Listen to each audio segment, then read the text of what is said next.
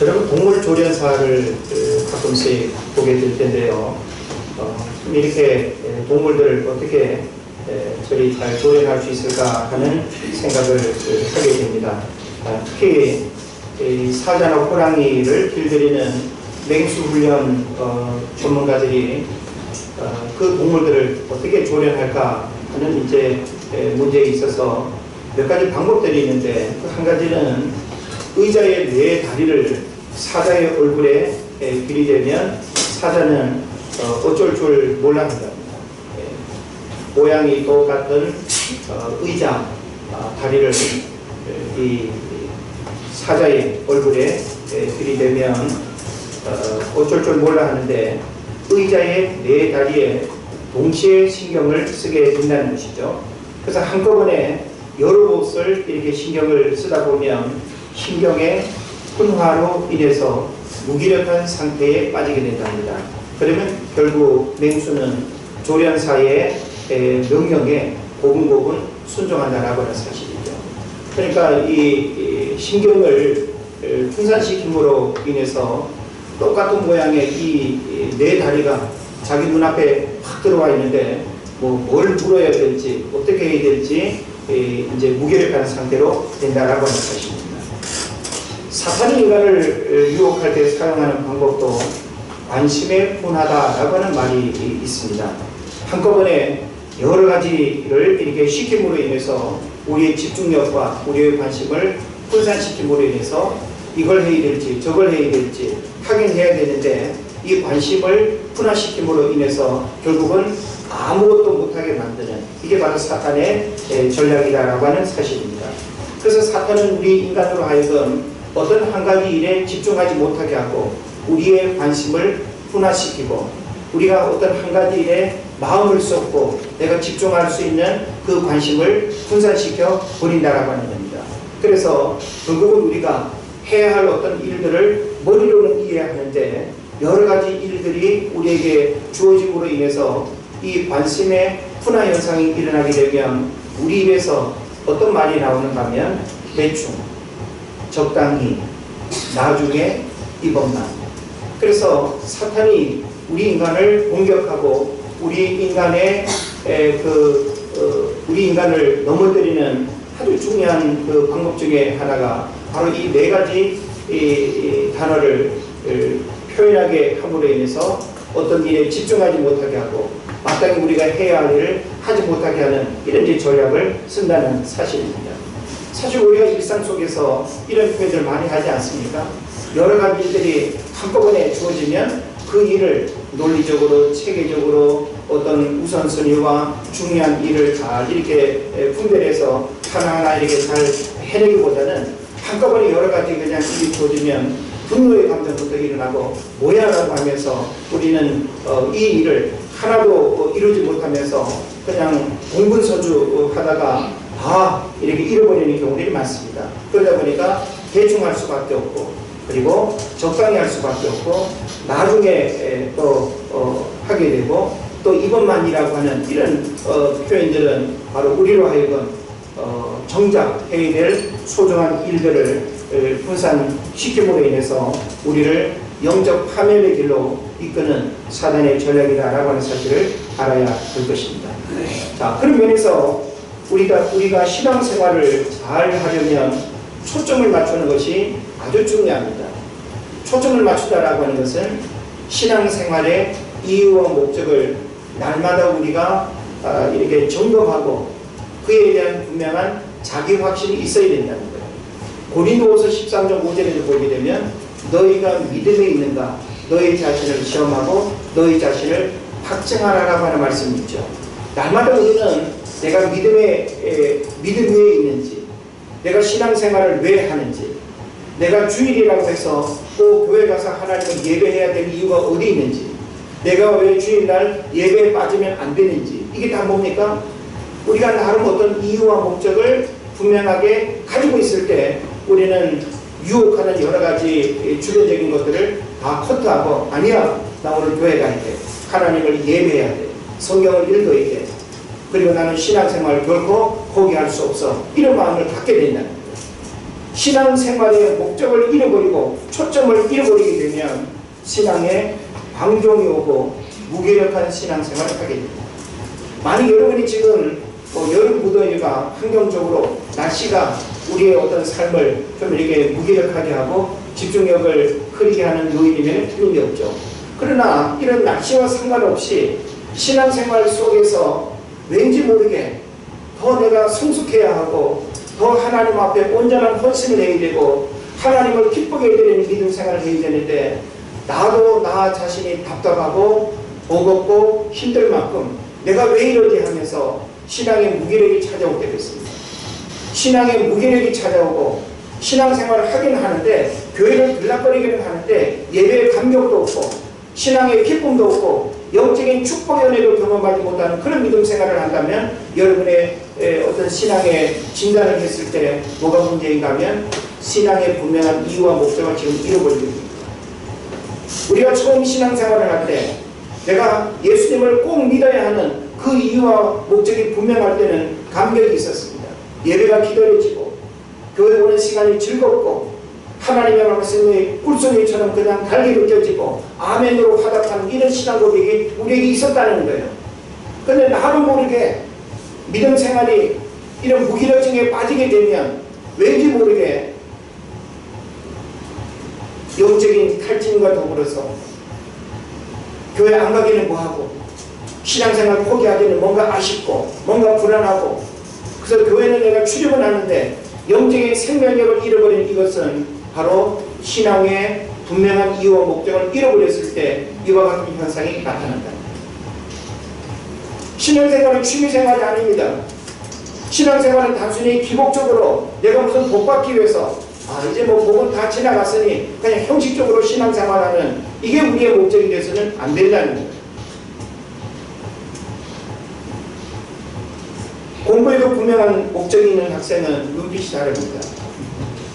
그냥 학생이니까 학교를 오가는 학생과 내가 오늘 학교 가서 공부해야 되는 분명한 이유를 아는 학생은 부모가 억지로 학원 가라, 책 읽어라, 게임하지 말아라, PC방 가지 말아라 이런 잔소리를 듣지 않아도 스스로가 목적이 분명한 아이들은 눈빛이 다르고 공부에 대한 의욕과 열정이 다를 수밖에 없다는 사실을 생각하게 됩니다. 저는 우리 주변이 운동하는 모습을 옆에서 이렇게 지켜보면서 그냥 가만히 있어도 땀이 줄줄 흐르는 판인데 자신의 꿈과 미래와 자신 나라 외면의 목표를 가지고 있는 그 일을 이루기 위해서 가장 힘들고 고통스러운 그 땀 흘림의 수고를 그 누가 뭐라 하지 않음에도 불구하고 자기 스스로가 자기와의 싸움에서 성실하게 운동하는 모습을 볼 때 하나님께서 그의 걸음을 어디까지 어떻게 인도하실지는 모르지만 목적이 분명한 사람은 땀 흘림의 수고뿐만이 아니라 공부하는 일에 있어서도 남다른 열정을 가질 수밖에 없다는 거예요. 일하는 사람도 마찬가지지 않겠습니까? 내가 돈을 버는 일을 합니다. 내가 직장 생활을 합니다. 직장 생활을 하는 이유와 목적이 분명하고 사업을 하는 이유와 목적이 분명한 사람은 오늘 회사 나가야 되나 말아야 되나 이렇게 힘든 일을 해야 되나 말아야 되나 이렇게 망설이고 그렇게 부정적으로 생각하지 않습니다. 그래서 오늘날 우리들 믿음 생활에 있어서 내가 살아가는 이유와 목적, 내가 하고 있는 일의 이유와 목적, 신앙생활의 이유와 목적을 우리가 마음에 품는 것 너무나 중요하다라고 하는 사실입니다. 그래서 신앙생활도 신앙생활의 목적이 분명해야 게으르지 않고 병들지 않고 한결같은 마음으로 헌신하게 되는 것입니다. 바라기는 여러분이 교회를 나오는 이유, 하나님을 예배하는 이유, 은혜제일교회를 섬기는 이유, 내가 적어도 평범하게 살아가지 아니하고 믿음 생활하는 그 이유와 목적이 적어도 하나님 앞에서 분명하게 고백되어지고 이 고백 속에서 살아가는 여러분 되시기를 주 이름으로 축원을 드립니다. 오늘 우리가 성경을 보게 되면 베드로 전후서, 베드로가 이제 기록한 서신이 되는 거죠. 당시 이 본 서신의 수신자들이 고난 가운데 있었습니다. 더 나아가서 앞으로 더 큰 고난을 당할 것이라는 사실을 베드로가 미리 어떤 영적인 통찰력을 통해서 예견하고 지금 고면하는 내용이 이 본서가 되는 것입니다. 그래서 사실 AD 64년경에 쓰여진 것으로 보이는 이 본서가 기록된 지 얼마 후에 역사적으로 어떤 일들이 있었는가 하면 로마 대화재라고 하는 큰 사고가 있었습니다. 그래서 로마 시내가 거의 다 불바다로 다 사라질 지경이 되는 그런 일들이 있었습니다. 그런데 로마 대화재의 이 사건을 네로 황제가 그 당시에 그리스도인의 고의적인 방화로 그 무명을 덮어씌워버립니다. 그러고는 정치적으로 그 땅에 있는 모든 그리스도인들을 엄청나게 핍박하고 다 쫓아내고 옥에 가두고 죽이는, 어찌 보면 엄청난 그 고난이 현실적으로 그 당시 그리스도인들에게 주어진 것이죠.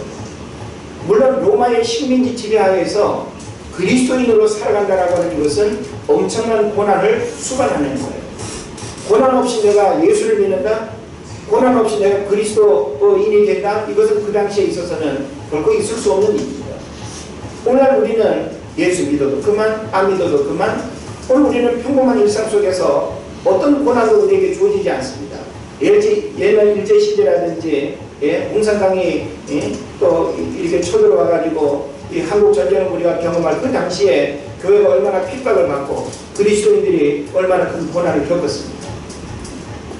이제 다음 주중에 우리 청소년부 친구들과 함께 기독교 역사 유적지 탐방을 하게 될 겁니다.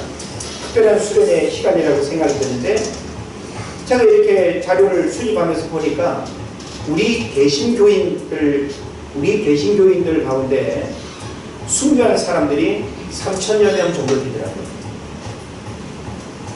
시대적인 그 상황 속에서 마음대로 예배할 수 없고 마음대로 믿음 생활할 수 없던 그 시절에 죽음을 각오하면서 죽으면서까지 믿음 생활을 한 사람들이 있었다라고 하는 사실입니다. 로마 식민지 지배하에서도 그리스도인으로 살아간다라고 하는 것은 결코 유쾌한 그 삶이 아닙니다. 엄청난 고난과 핍박을 감내해야 하는, 이게 바로 그 당시의 믿음 생활이었죠. 그래서 본서의 저자인 베드로는 이제 스스로의 죽음도 얼마 남지 않았음을 직감하면서 또한 당시 성도들이 이 엄청난 고난을 어떻게 잘 극복하기를 바라는 간절한 마음을 가지고 고면하고 있는 겁니다. 그래서 여러분이 베드로 전후서를 읽을 때 이런 안목을 가지고 읽으면 그 당시 고난을 어떻게 이겨내야 했는지, 또 오늘 우리가 살아가는 이 시대 속에 우리도 동일한 고난을 겪는다라고 할 때 고난을 어떻게 이겨내야 되는지, 이것이 바로 오늘 본문이 주는 중요한 메시지가 되는 것입니다. 고난 앞에 인간이 갖는 염려의 크기가 얼마나 힘들겠습니까? 우리가 어떤 고난의 문제를 우리가 바라볼 때 그 고난의 문제는 오늘 우리에게 염려로 다가오죠. 만약 여러분이 고난이 예견되지 않으면, 미래의 일들에 대한 고난이 예견되지 않으면 여러분 오늘이라고 하는 시간에 염려할 게 하나도 없어요. 자식들이 앞으로 살아갈 날들을 가만히 생각해 보니까 엄청나게 고난을 겪겠다. 참 시대가 이렇게 어려운데 참 이 21세기 우리는 그럭저럭 살아왔다 치더라도 아이들이 살아갈 21세기 참 어떻게 잘 살아갈 수 있을까, 이런 어떤 생각들을 하게 되면 오늘의 시간이 우리에게 뭐가 찾아오는가 하면 염려가 찾아오죠.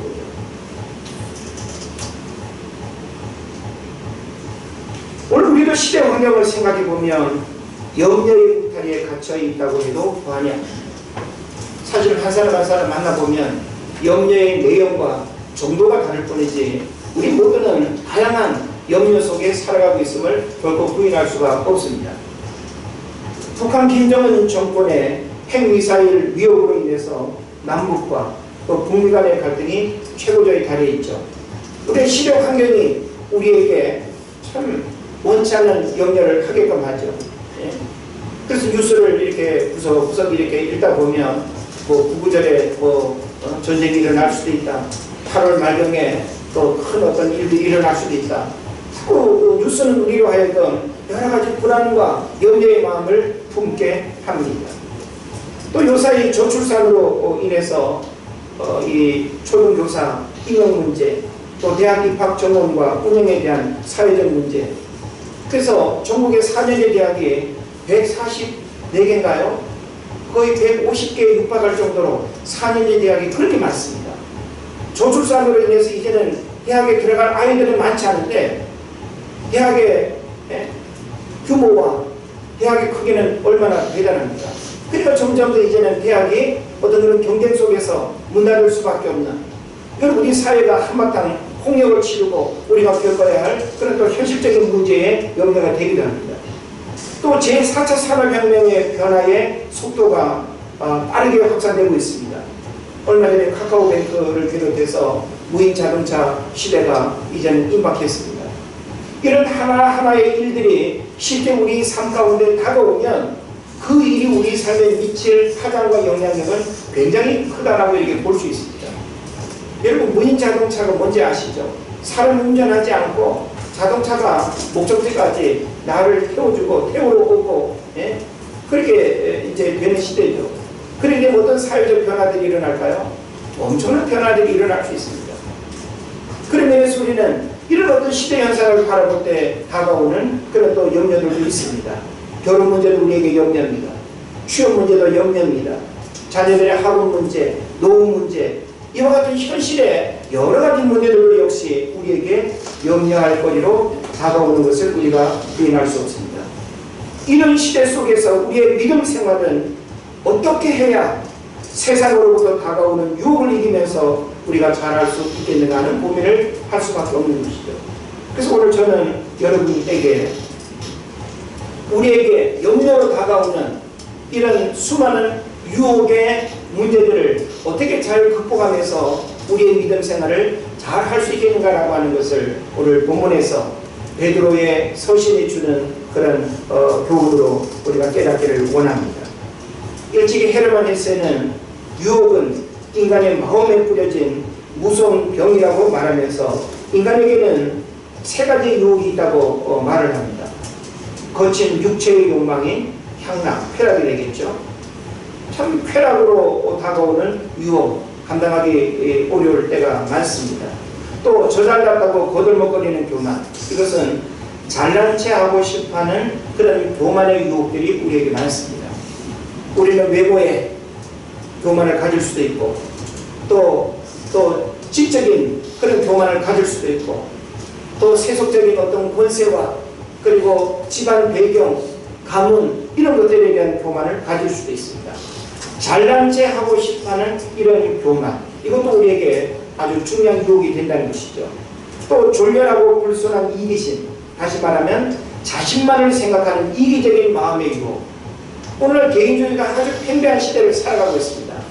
사람은 같이 더불어 살아가기보다는 이 스마트폰 자체가 혼자만의 이 가상 공간 속에서 모든 것들을 다 소통하고 해결하고 또 답을 찾아가고 하기 때문에 이 개인주의가 점점 더 이렇게 팽배해지는 시대를 우리가 살아가고 있습니다. 그러나 너와 나의 감정 별로 중요하지 않습니다. 나 혼자만의 그 공간 속에서 나 스스로의 생각, 나 스스로의 감정, 나 스스로 살아가는 삶의 원리들이 중요한 것이지 서로 갈등을 겪는 너와 나의 어떤 만남과 그런 교제를 필요로 하지 않는 것입니다. 이것이 바로 오늘 우리가 지금 이 시대를 살아가면서 다가오는 굉장히 중요한 유혹이라고 볼 수 있습니다. 그래서 이와 같은 여러 가지 유혹의 문제, 어떻게 우리가 잘 극복하면서 우리의 믿음 생활을 잘 할 수 있겠는가라고 하는 사실이죠.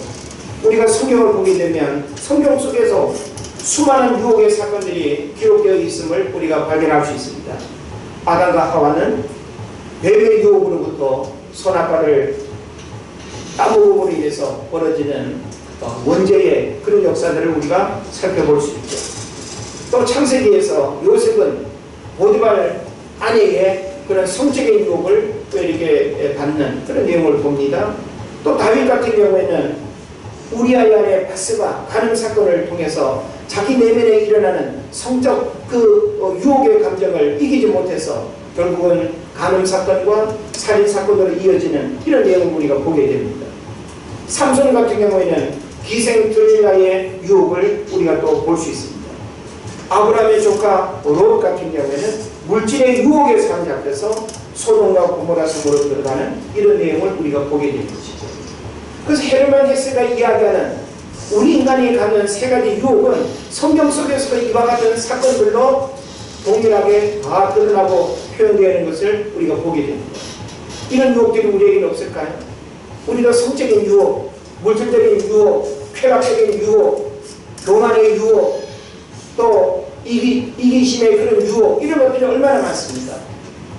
우리 사람들이 모인 어떤 그런 공간 속에서 여러분 자신이 위축되기를 원하십니까? 아니면 자신의 무언가를 뽐내면서 큰 소리 내기를 원하십니까? 사람들은 끊임없이 상대방의 약점을 자신의 강점으로 누르고 자신의 뭔가 특별함을 드러내기를 원하는 그런 마음들을 갖습니다.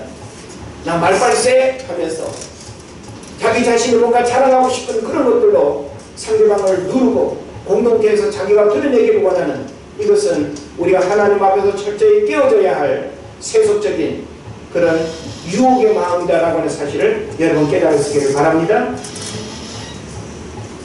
그래서 오늘 우리가 이제 성경 본문을 좀 구체적으로 들어가면 이런 유혹으로부터, 유혹이 많은 이 세상으로부터 우리의 신앙생활을 잘하기 위해서 성경은 우리에게 무엇을 가르치고 있는가라고 하는 겁니다. 자, 우리는 이 유혹의 문제 앞에서 참 두려워 떨 수밖에 없는데 성경은 우리에게 뭘 말씀하고 있을까요? 5장 7절 말씀을 보게 되면 너희 염려를 다 주께 맡기라. 이는 그가 너희를 돌보심이라 하고 이렇게 기록하고 있습니다. 저는 먼저 우리가 유혹이 많은 세상으로부터 우리의 믿음과 우리의 신앙과 또 하나님을 향한 우리의 신앙 고백이 변질되지 않기 위해서는 어떻게 해야 되는가? 세상으로부터 오는 수많은 유혹의 그 문제를 우리가 극복하기 위해서는 우리 안에 모든 염려를 다 주께 맡겨야 된다라고 하는 사실입니다. 한번 따라합시다. 염려를 다 주께 맡기라. 먼저 이 염려라고 하는 단어를 좀 주목해 볼 필요가 있는데요. 이 염려라고 하는 단어는 헬라어로 메리무나라고 하는데 여러 조각으로 나누다라고 하는 뜻을 가지고 있습니다. 여러 조각으로 나누다. 그래서 숨이 막히게 하다, 질식시키다, 여러 방향으로 잡아당기다. 이게 바로 염려예요. 우리 마음속에 어떤 이유이든지 염려의 마음이 우리 안에 들어오면 마음이 어떻게 돼요? 산산조각 나버리죠. 상황에서 내 마음을 막 잡아끌고 내가 마음의 중심을 잡지 못하고 뭘 해야 될지 마음이 그냥 공황 상태가 돼버리고 무기력이 찾아오고 삶의 어떤 의욕도 잃어버리는 이런 문제들을 우리가 보게 되는 것입니다. 그래서 마음이 나누어지는 것, 서로 다른 방향으로 분산되는 것, 그래서 심리학적으로는 이 염려를 정신적인 질식 이렇게 표현을 하기도 합니다. 여러분 질식 상태가 뭔지 아시죠? 거의 숨이 넘어가는 상태가 질식 아니겠어요? 염려가 바로 우리를 그렇게 정신적으로 질식시키는 문제로 되면서 우리 마음을 분산시키고 우리 마음을 그냥 완전히 다른 방향으로 이렇게 분산시키는 것, 이게 바로 염려라는 것이죠. 그래서 염려란 한 가지 일에 집중하지 못하고 여러 생각으로 가득 차 있는 상태를 말하는데 염려를 통해 성취할 수 있는 긍정적인 것은 아무것도 없습니다. 그래서 성경은 이와 같은 염려를 어떻게 하라 그래요? 하나님께 맡기라는 거예요. 네? 맡기라. 여러분 우리가 상대방에게 무엇을 맡긴다라고 할 때는 내 손에 맡겨야 될 그 무언가가 여운이 남아있으면 그 맡기는 게 아니죠. 우리가 물건을 맡긴다라고 할 때 내 손에서 상대방의 손으로 완전히 넘어간 상태, 이게 맡기는 거 아니겠어요? 그래서 이 맡긴다라고 하는 말도 참 굉장히 중요한데 뭐뭐 위에 던져버리다라는 하는 뜻이 있습니다. 또 뭐뭐 위를 향하여 던져버린다. 그래서 우리가 뭐뭐 위에 던져버린다라고 하는 것은 어떤 의미가 될까요? 우리가 기도할 때 그런 표현하죠. 주님 손에 올려드립니다라고 하죠. 내가 지금 염려하면서 치고 있는 이 문제를 주님의 손에 올려드린다는 거예요. 자, 그러면 내가 염려하는 문제를 주님 손에 올려드렸으면 여러분이 염려하면 돼요? 안 돼요? 안 되는 거죠. 염려를 하나님께 맡겼다라고 하는 것은 더 이상 여러분이 염려할 이유가 없다라고 하는 것을 우리에게 말하는 거예요. 만약 여러분이 여전히 염려하고 있다고 한다면 하나님께 맡긴 게 아닌 겁니다. 염려를 하나님께 맡긴다라고 하는 것은 그 염려의 문제가 지금 내게 있어서 어떻게 될지 불안할 수는 있지만 뭐 죽이 되든지 밥이 되든지 하나님 알아서 하실 거야. 나는 이제 이 염려하는 문제로 나는 더 괴로움을 당하지 않을 거야. 이렇게 마음을 품어야 된다는 거예요. 염려를 우리가 하나님께 맡긴다라고 하는 것은 오늘 지금 내가 염려하고 있는 이 문제를 하나님께 내어 맡기는 뭐뭐 위에 던져놓는 이것이 우리에게 필요한 것입니다. 그래서 마태복음 6장 25절로 33절에 보면 이런 말씀이 있죠. 너희는 목숨을 위하여 무엇을 먹을까, 마실까, 입을까 염려하지 말라. 자, 무엇을 먹을까, 마실까, 입을까 염려하는 이것은 하나님을 모르는 세상 사람들이 하는 문제라는 거예요. 그래서 우리로 하여금 그런 염려를 하지 말고 너희는 주님의 나라와 주님의 의를 구하라. 그리하면 이 모든 것을 너희에게 도와주리라고 하는 그런 중요한 원리를 우리에게 가르쳐주고 있습니다. 염려 속에 살아가는 우리로 하여금 하나님께서 우리의 모든 필요를 아시고 다 채워주시는데 왜 너희가 먹을 것, 입을 것 때문에 염려하냐는 거예요.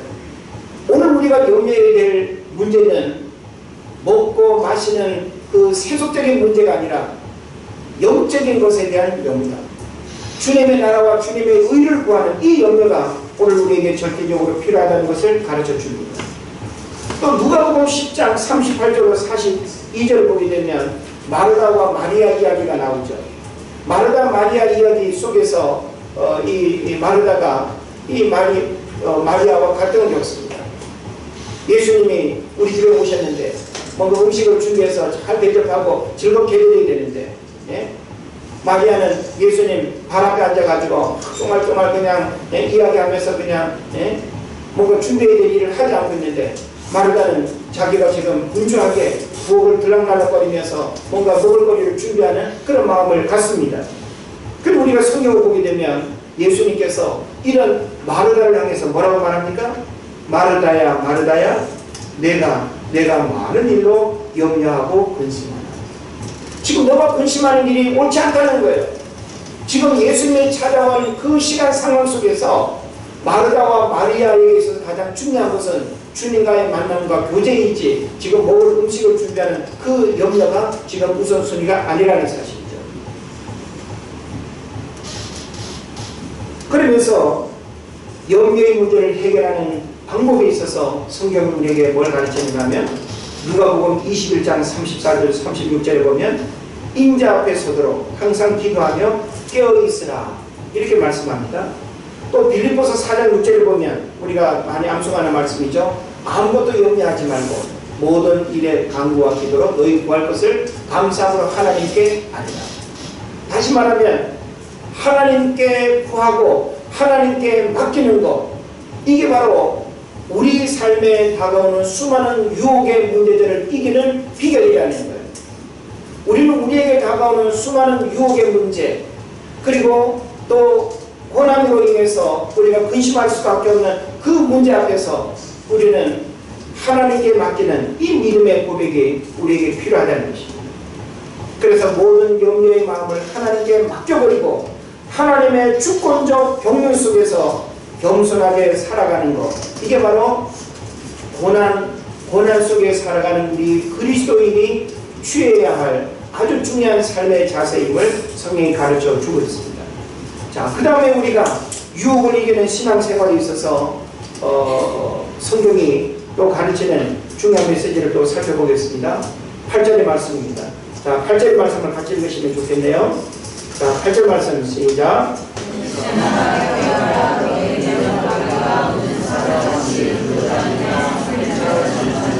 예, 아멘. 근신하라 깨어라. 너희 대적 마귀가 우는 사자같이 삼킬 자를 두루 찾는다 라고 이렇게 표현하고 있죠. 두루 다니며 삼킬 자를 찾는다. 그러니까 사자가 모든 대상을 다 삼키는 게 아니라는 거예요. 여러분, 동물의 세계에서 사자가 모든 동물들을 다 먹잇감으로 선택하지 않습니다. 그 수많은 먹잇감들 가운데 나의 먹잇감이 될 수 있는 대상을 찾지요. 무리에서 떨어진 놈, 뭔가 좀 약한 놈, 새끼들, 그죠? 내가 충분히 잡아 먹을 수 있는 그 조건을 가진 그런 동물들만 해당이 되는 겁니다. 그러니까 우리도 사단의 유혹으로부터, 세상으로부터 다가오는 수많은 유혹을 우리가 이기고 믿음 생활에서 승리하기 위해서는 우리가 어떻게 해야 되는가 하면 근신하라 깨어라 입니다. 한번 따라 합시다. 근신하라, 깨어라. 네. 여기서 근신하라는 말은 뭔가 하면 정신을 바짝 차리라 이런 의미입니다. 깨어라라고 하는 말은 잠들지 말고 깨어있으라 라고 하는 원어적 의미들이 있습니다. 이 두 가지의 의미는 결국 우리에게 뭘 가르치려고 하는가 하면 영적인 경각심을 가지고 있어야 함을 교훈하고 있습니다. 영적 경각심이 뭔지 알지요? 군인에게 있어서는 상황을 살피는 그 긴장감이 있어야 된다는 거 여러분 아십니까? 우리가 보초를 선다는 것은 뭐예요? 나에게 다가올 그 적을 예민한 어떤 감각과 어떤 장비를 가지고 살피는 일이 보초가 되겠죠. 예? 우리 주님도 지금 군인대에서 지금 뭐 정신 못 차리고 있을 것 같긴 한데, 예? 훈련소에서 이제 하루하루 이렇게 보내면서, 예? 군복, 그 불편한 군복 입고 총을 메고 군인으로 되어지는 그 과정, 생각이 이제 바뀌어야 되고 습관이 바뀌어야 되고, 예? 군인이 가져야 될 어떤 마음가짐을 품어야 되는 거 결코 쉬운 일이 아닙니다. 내가 마음대로 먹고 마시고 돌아다니고 있던 이 사회생활의 모든 습성을 이제는 내가 벗어버리고 군인이 되어지는 그 조건과 자격을 갖는다는 건 결코 쉬운 일이 아닙니다. 전쟁을 하게 될 군인에게 있어서 제일 중요한 게 뭘까요? 긴장감입니다. 우리도 사실 긴장감을 잃어버리게 되면 사고 납니다. 긴장감을 잃어버리면 병이 납니다. 긴장감을 잃어버리면 우리의 삶에 리듬이 깨어지면서 여러 가지 부작용이 일어납니다. 우리들 스스로가 지금 어떤 상황 속에 있든지 학생은 학생으로서의 긴장감을 가지고 있어야 됩니다. 가정주부는 가정주부로서의 긴장감이 있어야 됩니다. 사업하는 사람은 사업하는 사람으로서의 긴장감을 가지고 있어야 됩니다. 이 긴장감이라고 하는 것은 나를 지킬 뿐만 아니라 나를 향해서 다가오는 마귀가 오는 사자와 같이 삼킬 자를 두루차는 이와 같은 어떤 상황 속에서 내가 살아남는 유일한 비결이 바로 뭔가 하면 근신하라 깨어라. 영적인 긴장감을 가져야 됩니다. 영적인 긴장감을 가는 사람은 자신의 어떤 연약함의 문제들을 극복하기 위해서 어떻게 할까요? 열심히 훈련하는 것입니다. 여러분이 하나님을 예배하는 이 시간도 어떤 면에서는 영적 긴장감을 날카롭게 하는 시간이라고 볼 수 있습니다. 믿습니까?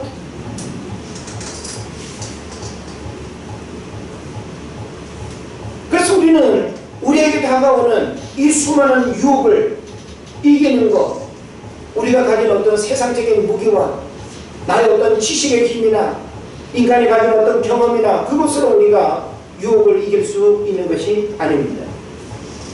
그래서 영적인 긴장감을 가지고 근신하고 깨어있는 상태, 이것이 바로 우리가 유혹을 이기는 믿음 생활, 고난 가운데 우리에게 다가오는 수많은 인생의 어려움을 우리가 이겨내는 비결이 된다는 것을 성경이 가르쳐 주고 있습니다. 그 다음에 마지막으로는 9절의 말씀입니다. 너희는 믿음을 굳건하게 하여 그를 대적하라. 이는 세상에 있는 너희 형제들도 동일한 고난을 당하는 줄을 알미라. 자, 믿음 생활 속에서 우리가 고난을 이겨내는 비결이 뭐가 있겠습니까? 믿음밖에 없습니다. 우리가 신년 기도회 때 이제 욥기서의 말씀을 한 몇 달간 계속 쭉 살펴보고 이제 지난주에 마무리를 했는데, 욥기 42장을 보게 되면 욥의 그 고난이 어떠함을 여러분 잘 아시죠? 결과적으로 하나님은 욥이 고난을 겪으면서 상실한, 잃어버린 모든 것들을 하나님이 다 복원시켜 주십니다. 그의 소유를 갑절로 수많은 짐승들을 몇천 마리, 몇만 마리 하나님께서 다 그냥 회복시켜 주십니다. 그리고 무엇보다 잃어버린 자식들, 10명의 자식들을 잔치 벌이다가 그냥 집이 무너져가지고 다 죽었잖아요. 그래서 하나님께서 그 어떤 고통보다도 가장 감당하기 어려운 고통일 수 있는 자식의 문제들도 하나님이 해결해 주셨어요. 7명의 아들과 3명의 딸을 하나님이 주셨어요. 그 3명의 딸들은 성경에서 기록하기를 모든 땅 위에 이렇게 아리따운 딸들이 없었다고 이야기를 합니다. 우리는 결과적인 그것만 부러워할 것이 아니라 왜 하나님께서는 욥의 고난이 결과적으로 이런 축복이 되는 은혜를 주셨는가? 이것은 바로 욥이 믿음을 지켰기 때문입니다. 욥은 고난 가운데 그의 믿음을 변질시키지 않았습니다. 욥은 고난 가운데 하나님을 향한 그의 신앙 고백을 변질시키지 않았습니다. 나의 가는 길을 오직 그가 아시나니, 그 연단 후에 자기의 믿음을 정금같이 바꿔주실 그 하나님을 끝까지 신뢰하는 그 고난 속에서의 믿음을 가지고 있었기 때문에 하나님께서 욥의 삶을 더 위대하게 만들어 주셨다는 사실이죠. 고난을 겪으며 살아가는 여러분에게 무엇이 지금 힘이 되고 무기가 되겠습니까? 믿음입니다. 여러분 가정적으로 남편이 속썩이고 자식들이 고민이 되고 앞으로 살아가야 될 어떤 의식주의 문제, 노후 문제가 그것이 염려가 된다 할지라도 그 모든 인생의 어려움의 문제들을 해결할 수 있는 유일한 비결은 여러분 믿음입니다. 성경은 우리에게 말합니다. 8절에서 9절에서 그러죠. 너희는 믿음을 굳건하게 하여. 그래서 오늘 제가 여러분에게 드리고 싶은 유혹을 이기는 신앙생활에서의 마지막 교훈이 뭔가 하면 믿음을 굳건하게 하라는 것입니다. 한번 따라합시다. 믿음을 굳건하게 하라. 여러분 믿음이 뭔지 아시죠? 믿음은요 원어적으로 어떤 의미가 있는가 하면 피스테스라고 하는데 신뢰, 신실함. 믿음은 내가 하나님을 신뢰하는 거예요. 어린아이가 오직 엄마만을 신뢰하고 엄마의 말이라면 콩으로 매주 쏘는 건 맞죠? 뭐 하여튼 뭐라고 말을 하든지 다 의심하지 않고 믿는 것처럼 우리는 그 하나님을 신뢰해야 돼요. 그게 바로 뭐예요? 믿음입니다. 그리고 진짜 믿음은 뭔지 아십니까? 신실함이에요. 내가 예수 처음 믿을 때는 뭔가 뜨겁고 열심인 척한 거, 그건 믿음이 아닙니다. 내가 뭔가 하나님 앞에 직분받아서 내 신앙을 고백하고 뭔가 내 열정을 쏟아낼 때 그 믿음은 진짜 믿음이 아닙니다. 진짜 믿음은 뭔지 아십니까? 신실함입니다.